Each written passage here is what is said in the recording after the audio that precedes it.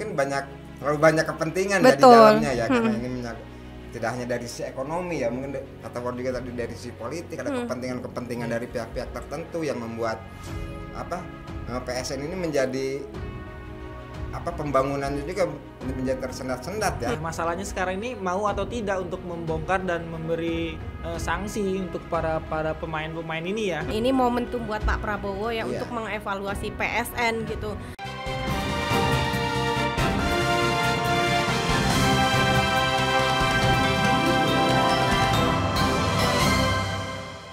Evaluasi total PSN terindikasi korupsi. Proyek Strategis Nasional atau PSN merupakan inisiatif pemerintah Indonesia untuk mempercepat pembangunan infrastruktur dan meningkatkan kesejahteraan masyarakat. Bak serigala terkurung di kandang domba.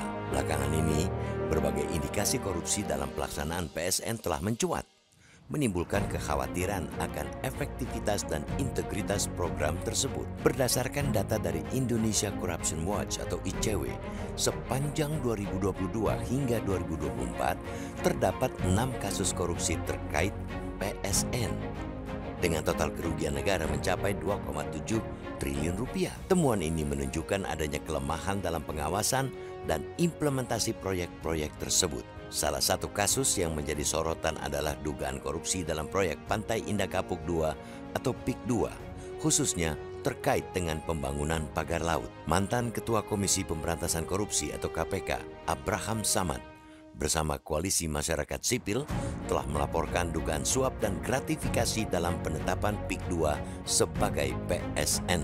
Mereka menduga adanya aliran dana yang tidak semestinya dalam proses tersebut.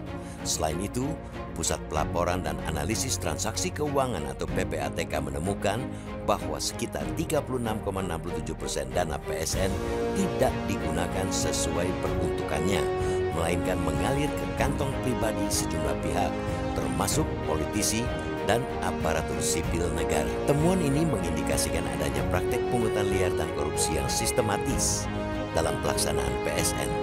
Secara hukum, PSN diatur melalui berbagai peraturan, antara lain Peraturan Presiden Nomor 3/2016 tentang percepatan pelaksanaan proyek strategis nasional yang kemudian direvisi oleh Peraturan Presiden Nomor 58/2017, Peraturan Presiden Nomor 56/2018, dan terakhir Peraturan Presiden Nomor 109/2020. Peraturan-peraturan ini menetapkan daftar proyek yang dianggap prioritas dan strategis bagi pembangunan nasional. Seperti sudah biasa di negeri ini, meskipun kerangka hukum telah ditetapkan, implementasi di lapangan seringkali tidak sesuai dengan prinsip transparansi dan akuntabilitas. Kurangnya pengawasan yang efektif dan adanya celah dalam regulasi menjadi faktor pendukung terjadinya korupsi dalam PSN. Oleh karena itu, evaluasi total terhadap seluruh PSN yang terindikasi korupsi menjadi langkah yang sangat mendesak. Pemerintah perlu melakukan audit menyeluruh terhadap proyek-proyek tersebut, mengidentifikasi pihak-pihak yang terlibat dalam praktik korupsi, dan memastikan penegakan hukum yang tegas tanpa pandang bulu. Selain itu, reformasi sistem pengawasan dan peningkatan transparansi dalam proses perencanaan hingga pelaksanaan proyek harus menjadi prioritas. Kelibatan masyarakat sipil dan media dalam memantau perkembangan PSN juga penting untuk memastikan akuntabilitas dan mencegah terulangnya kasus serupa di masa depan. PSN seharusnya menjadi motor penggerak pembangunan yang membawa manfaat nyata bagi masyarakat. Jelas, tanpa integritas dan pengawasan yang ketat, proyek-proyek ini berpotensi menjadi ladang korupsi yang merugikan negara dan rakyat. Evaluasi total dan pembenahan sistemik adalah kunci untuk mengembalikan kepercayaan publik dan memastikan tujuan mulia dari PSN dapat tercapai.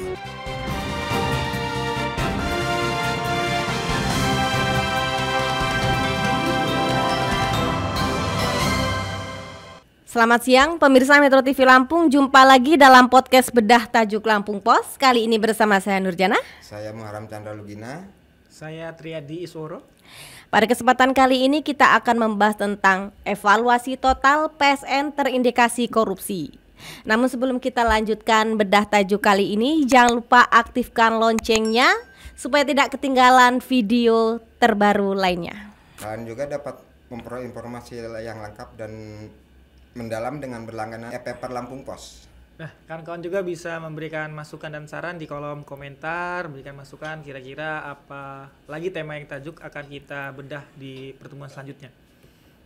Oke, Alulu Woro nih. Pada tema kali ini kita akan membahas PSN ini kan ada banyak program strategis nasional yang menjadi prioritas pemerintah terutama di Prabowo Gibran kali ini ya. Salah satu yang sekarang menjadi sorotan adalah seperti tadi di awal kita kan PSN proyek strategis nasional ini adalah PIK ya, Pantai Indah Kapuk 2 yang terus menjadi sorotan semua media baik lokal maupun nasional khususnya. Nah, PIK 2 ini justru munculnya nanti sudah terakhir-terakhiran ini, Rok. Gimana pendapatnya, Rok? Iya, ini yang lagi jadi bahan obrolan ya. Jadi banyak sorotan publik bagaimana suatu program ya pemerintah menjadi sorotan, tapi kan kita juga masih ranahnya antara ini program strategi nasional atau memang ini ada penggelapan ya atau ada mafia yang memang bermain dalam program-program nasional ini.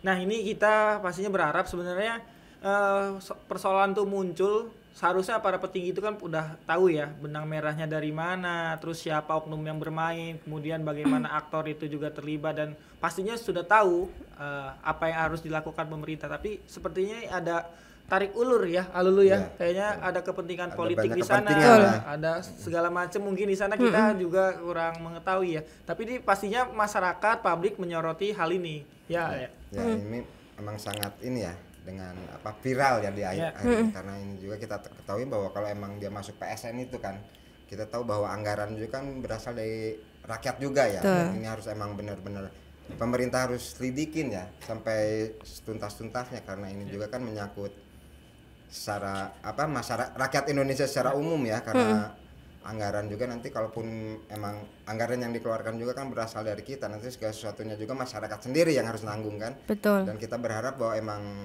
proyek strategi nasional ini emang benar-benar harus bisa memberikan kemakmuran ya bagi masyarakat ya. Masyarakat yang kita bayar pajak, rakyat yang bayar pajak, tentunya mereka juga harus ikut menikmati ya apa yang sudah mereka berikan kepada negara, dan negara memberikan apa yang menjadi haknya hak dari rakyat itu sendiri ya. Tapi memang PSN ini juga sudah kewajiban atau seharusnya ya menjadi apa namanya perhatian masyarakat secara umum ya, tidak hanya pemerintah gitu. Karena mengingat anggaran yang dikucurkan atau digelontorkan untuk PSN ini sangatlah tidak kecil gitu. Nilainya bahkan puluhan hingga puluhan triliun gitu. Contohnya ratusan triliun gitu.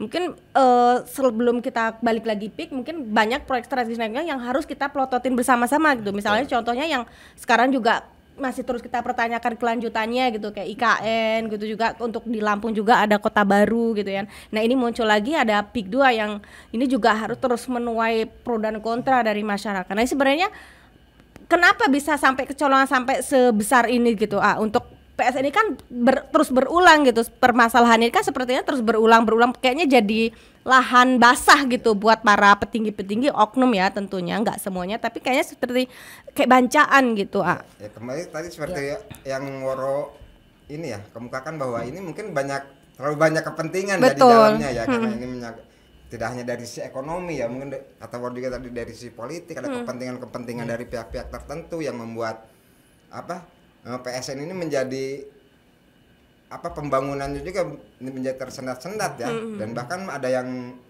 beberapa dari proyek PSN ini juga mangkrak ya, dan itu sudah mengeluarkan anggaran yang emang cukup besar ya, dan itu memang harus menjadi perhatian semua pihak juga ya, terutama pemerintah ya, untuk bisa memberikan pengawasan ya yang lebih ketat ya. Dan mungkin juga dalam ini jangan hanya menggulirkan proyek-proyek yang masuk ke nantinya jadi proyek strategis nasional ya. Kalau emang dan pelaksanaannya akan menimbulkan permasalahan yang justru merugikan ya, tidak hanya bagi pemerintah tapi seluruh rakyat Indonesia nanti yang harus menanggung akibatnya ya. Iya benar-benar. Ya, karena kan sebenarnya program strategi nasional ini kan tujuannya mulia sebenarnya kan, untuk pemerataan, untuk mensejahterakan masyarakat, kemakmuran dan sebagainya ya. Tapi kan lagi-lagi banyak oknum yang bermain di sini ya, Mbak Nur dan Alulu ya.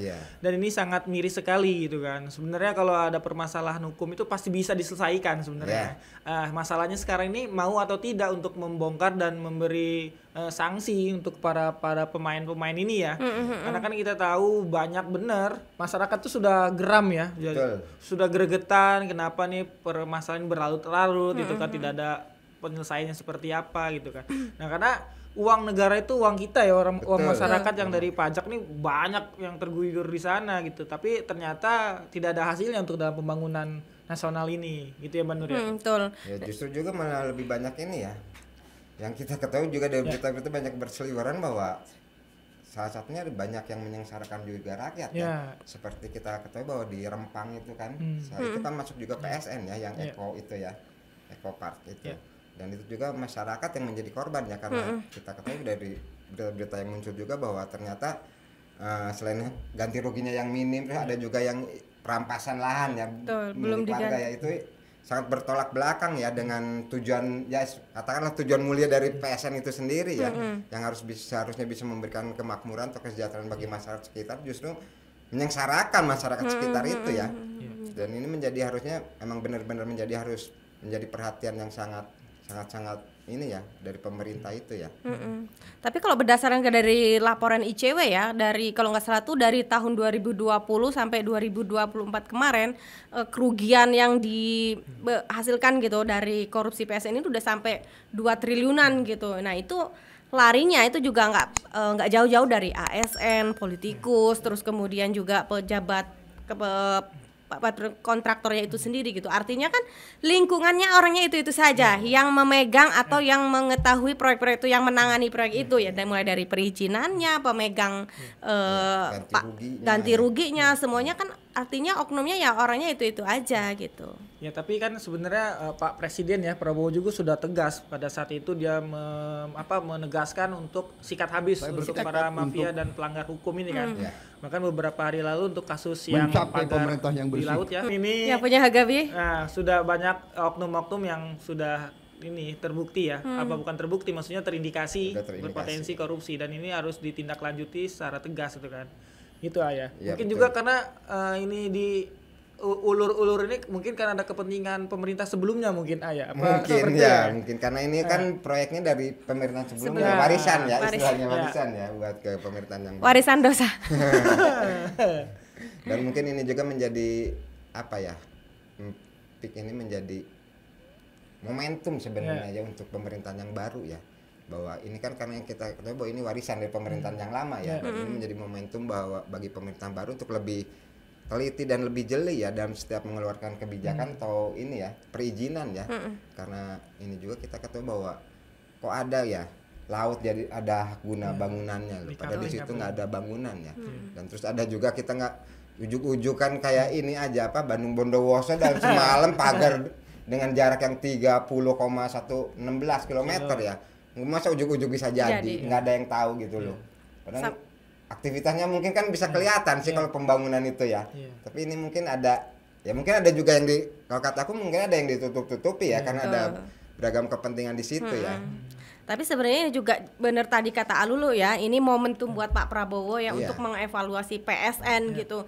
Kan nggak hanya di PIK ini aja mungkin ya, untuk evaluasinya juga sudah sebenarnya banyak ya, dari anggaran PUPR itu ya, Kementerian PUPR itu juga dipangkas habis ya, dari kalau nggak salah dari sekitar. Ya, mungkin sekarang dengan program Prabowo yang ini ya, penghematan anggaran mungkin harus lebih selektif lagi ya nanti ya ke depannya, bahwa mana yang emang benar-benar PSN yang bisa memberikan kemaslahatan buat umat ya, yang mungkin itu yang bisa jadi prioritas ya, dengan walaupun anggarannya mungkin nanti agak berkurang ya, tapi setidaknya bisa inilah memberikan manfaat ya. Tapi bagaimana dengan proyek yang pemerintah sebelumnya dari sebelumnya transisi ke Pak Jokowi ke Pak Prabowo ini seperti apa nih? Karena ketika proyeknya ini kan yang sebelumnya sudah berjalan, tiba-tiba ketika sekarang Pak Prabowo itu dipangkas, apakah ini ada indikasi mulai disharmonisasi nih antara Pak Prabowo dengan Pak Jokowi? Gimana nih? Dilihat dari visi misi ya juga ya, kita lihat bahwa waktu zamannya Jokowi PSN itu lebih ke ini ya, infrastruktur ya.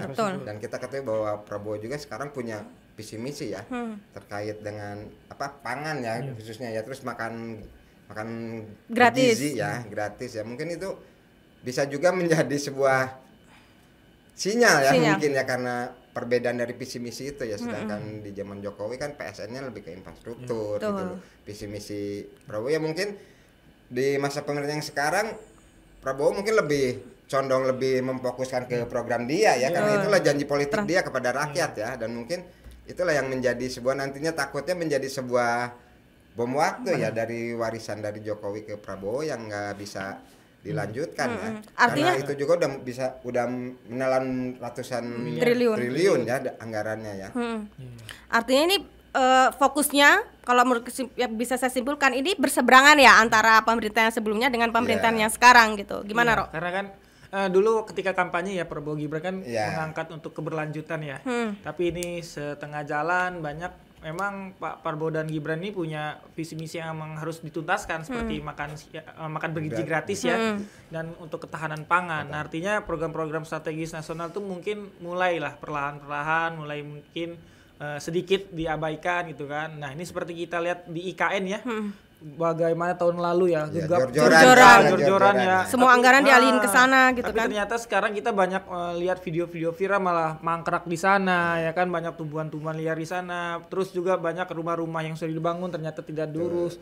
Nah, itu kan bahkan menjadi sorotan para netizen ini kan udah triliunan ya anggaran yang digelontorkan ke sana, tapi kok terabaikan, malah nggak ini jadi tempat nggak urus itu kan. Pemerintahan langsung pindah ke tahun kemarin ya, juga kan belum nggak ASN ada mungkin malah Prabowo bilang mungkin tahun sekitar 2028 ya, 2007 2008 baru pindah. Bahkan rumah menteri waktu itu kan sempat ditempatin juga ya untuk rumah dinas Pak Basuki kalau nggak salah waktu itu juga sudah sempat di-spill juga ya, home tournya juga sudah ke sana. Cuman ini begitu juga dengan anggaran pembangunan IKN juga dipangkas habis ya, anggaran besar-besaran ini juga. Kan makanya penghematan tuh karena kita juga anggaran APBN kitanya juga cukup kurang ya untuk bisa menunjang semua proyek yang ada ya. Jadi mungkin Presiden Prabowo ini nanti memilah ya, memang yang benar-benar fokus apa yang menjadi program dia ya, mungkin yang lain mungkin agak dikesampingkan ya, walaupun mungkin nggak terlalu juga dilepas ya, tapi mungkin porsinya yang lebih kecil ya daripada dia lebih besarnya porsinya mungkin ke program dia yang memang harus dia tuntaskan ya sesuai janjinya di kampanye dulu. Iya benar, artinya kan ini momentum untuk Prabowo ya. 100 hari kerja Prabowo itu sudah banyak pabrik yang menilai mencap citra dirinya baik ya.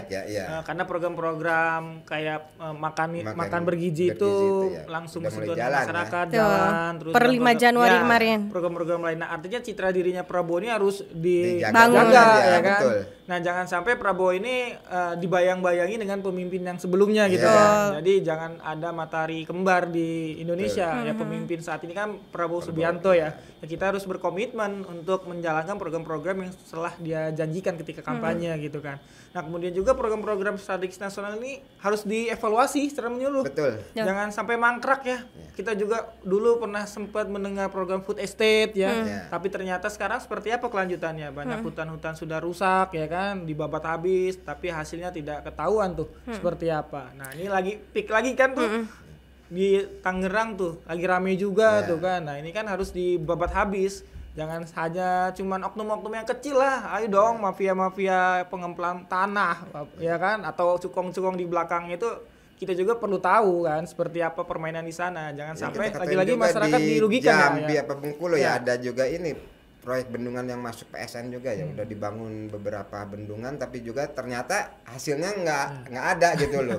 Ini juga kan sempat jadi sorotan anggota dewan ya, DPR ya. Dan itu juga menjadi sebuah hal yang harus benar-benar menjadi ini ya, lebih diawasin ya, dan pelaksanaannya juga, terus hasilnya juga kan harus benar-benar kita jalankan ya.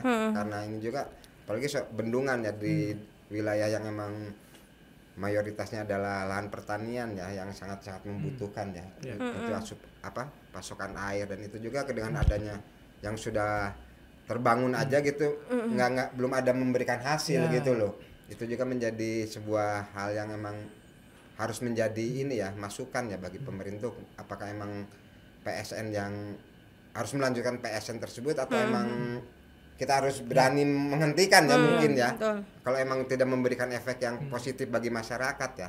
Tapi kalau saya lihat dengan pemangkasan PSN dari Pak Prabowo ini, mungkin Pak Prabowo juga pengen melihat sejauh mana atau keseriusan yang benar-benar prioritas atau mana yang tidak Ya, kurang betul. prioritas gitu. Karena mungkin kalau kayak sebelumnya, pemerintah sebelumnya kayak jor-joran kayak misalnya IKN terus dengan proyek-proyek strategis lain, Pak Prabowo ini nggak mau, dia dibayang-bayangin dengan pemerintah sebelumnya gitu. Pak Prabowo juga ingin menunjukkan jati diri beliau sebagai presiden RI saat ini. Benar kata Woro tadi, tidak ingin ada dua matahari gitu. Ya, Bukan tapi bukan berarti ini indikasi apa namanya disharmonisasi gitu. Gimana? Ya mungkin ya bisa jadi ya ini ya menjadi sebuah sinyal atau kerikil ya di antara kedekatan mereka ya dari sebelumnya ya. Karena ya gimana pun juga kembali bahwa Prabowo dari 100 hari kerja kemarin udah dapat istilahnya poin plus ya dari masyarakat. Ya, tentunya dia juga ingin loh kredibilitas dia, memegang kepercayaan dari masyarakat itu tetap dia pegang ya, dan mungkin dia lebih memprioritaskan apa yang emang dia harus berikan kepada masyarakat tuh tanpa embel-embel adanya dari pengaruh dari pemerintahan sebelumnya ya.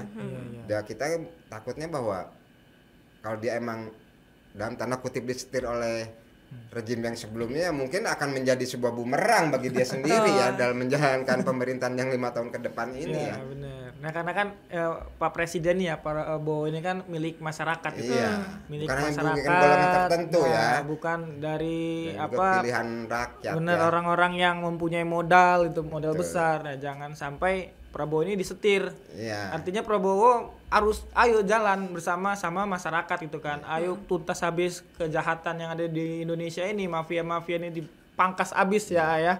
Ayo Pak Prabowo kan pastilah jiwa satria ya. Dia tahu apa yang harus dia lakukan itu kan, dan apa langkah-langkah strategis dan taktis dia pasti tahu. Dan intinya kan lagi-lagi Pak Prabowo selalu bilang untuk kesejahteraan masyarakat. Nah itu harus benar-benar diwujudkan ya, jangan sampai ada rakyat yang kelaparan.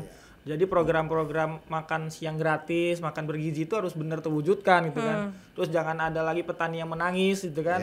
Ya jadinya lumbung-lumbung pangan itu emang harus benar-benar menyentuh para petani gitu kan, agar petani sejahtera. Jangan lagi saat ini pada singkong, pada demo ya. Kasihan kan. Ya harus semuanya bersinergi lah untuk jalan Pak Prabowo dan Mas Gibran ya, untuk terus melakukan tugas dan pokok fungsinya selama 5 tahun ini, satu periodenya ya. Dan mungkin salah satu hal yang sangat penting ya bahwa dengan adanya tadi bahwa proyek-proyek strategi nasional adanya berbagai kepentingan ya, dan di situ mungkin ada juga nantinya terjadi korupsi ya. Dan ini salah satu hal yang cukup menarik juga bagi saya itu bahwa pemerintah juga harus ini loh ngebangun mental dari aparatnya juga ya, aparatur pemerintahan juga ya, agar tidak mudah diiming-imingi dengan hal itu ya, sehingga juga harus menjadi perhatian juga dari pihak pemerintahan Prabowo bahwa untuk lebih memberikan edukasi ya bagi mental para aparaturnya ya, sehingga tidak mudah